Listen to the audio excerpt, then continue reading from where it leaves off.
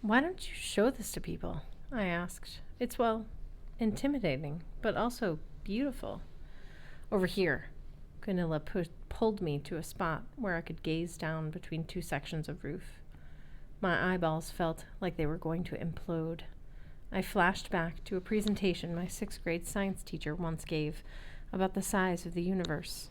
He explained how vast the Earth was, then described how it was nothing compared to the solar system, which in turn was nothing compared to the galaxy, etc., etc., until I felt as significant as a speck on the underarm of a flea.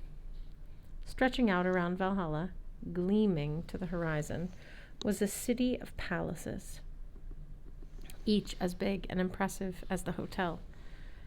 Asgard, Gunilla said, the realm of the gods.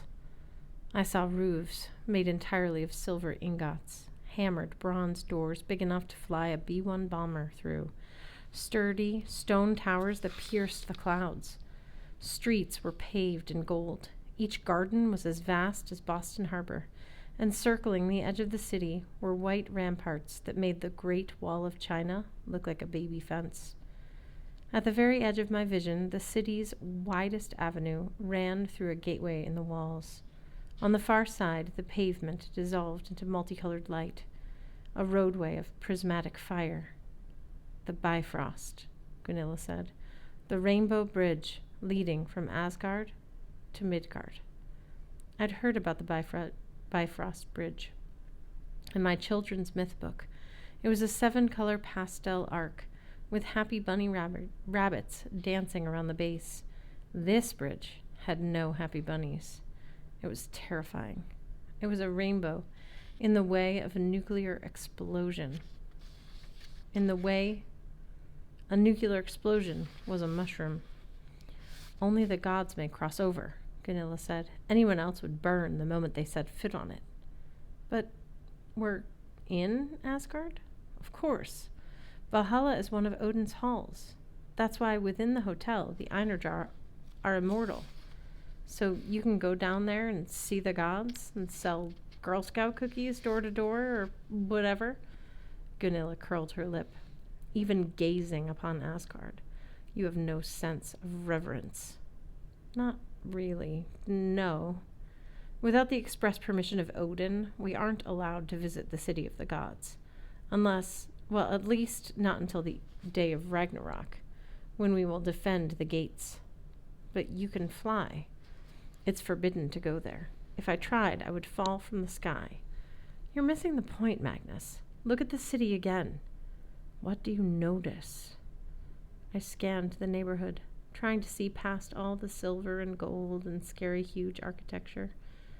In one window, rich drapes hung in tatters. Along the streets, fire braziers stood empty and cold. The statues in one garden were completely overgrown with thorn bushes. The streets were deserted. No fires burned in any of the windows. Where is everybody? I asked. Exactly. I would not be selling many Girl Scout cookies. You mean the gods are gone? Gunilla turned toward me, her string of hammers glinting orange in the sunset. Some may be slumbering. Some are roaming in the 9 worlds. Some still appear from time to time. The fact is, we don't know what's going on. I've been in Valhalla 500 years, and I have never seen the gods so quiet, so inactive. The last 2 years, she plucked a leaf from a low-hanging branch of Lærder. 2 years ago, something changed. The Valkyries and Thanes all felt it. The barriers between the 9 worlds began to weaken. Frost giants and fire giants raided Midgard more frequently. Monsters from Helheim broke into the worlds of the living. The gods grew distant and silent. This was around the time when Simera became a Valkyrie. The last time we saw Odin. It was also when your mother died. A raven circled overhead. 2 more joined it. I thought about my mom. How she used to joke that birds of prey were stalking us when we went hiking. They think we're dead. Quick, start dancing. At the moment, I wasn't tempted to dance. I wanted to borrow Gunilla's hammers and knock the birds out of the sky. You think there's a connection between those things? I asked. All I know, we're poorly prepared for Ragnarok. Then you arrive. The Norns issue dire warnings, calling you the harbinger of the wolf. That's not good, Magnus. Simra Albabas may have been watching you for years, waiting for the right moment to insert you into Valhalla. Insert me? Those two friends of yours on the bridge? The ones who had been monitoring you since you became homeless? Perhaps they were working with her. You mean Blitz and Hearth? They're homeless guys. Are they? Did you find it strange they looked after you so carefully? I wanted to tell her to go to Helheim, but Blitz and Hearth had always seemed a little unusual. Then again, when you live on the streets, the definition of normal gets a little fuzzy. Gunilla took my arm. Magnus, I didn't believe it at first.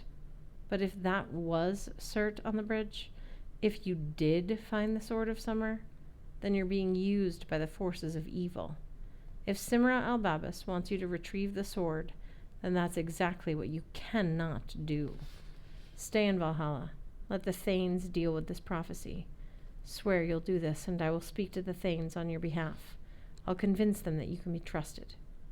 Do I detect an or else? Only this. By tomorrow morning, the Thanes will announce their decision regarding your fate. If we cannot trust you, then we will have to take precautions. We must know whose side you're on. I looked down at the empty golden streets. I thought about Sam Albabas dragging me through the cold void, putting her career on the line because she thought I was brave. You have potential, Magnus Chase. Don't prove me wrong. Then she'd been vaporized in the feast hall thanks to Gunilla's edited blooper reel. I pulled my arm away. You said Frey is about the middle ground between fire and ice. Maybe this isn't about choosing sides. Maybe I don't want to pick an extreme. Gunilla's expression rolled shut like a storm window. I can be a powerful enemy, Magnus Chase. I will warn you one time. If you follow the plans of Loki, if you seek to hasten Ragnarok, I will destroy you. I tried to meet her eyes and to ignore my lungs flopping around in my chest. I'll keep that in mind. Below us, the dinner horn echoed through the feast hall. The tour is over, Gunilla announced. From this point on, Magnus Chase, I will guide you no more.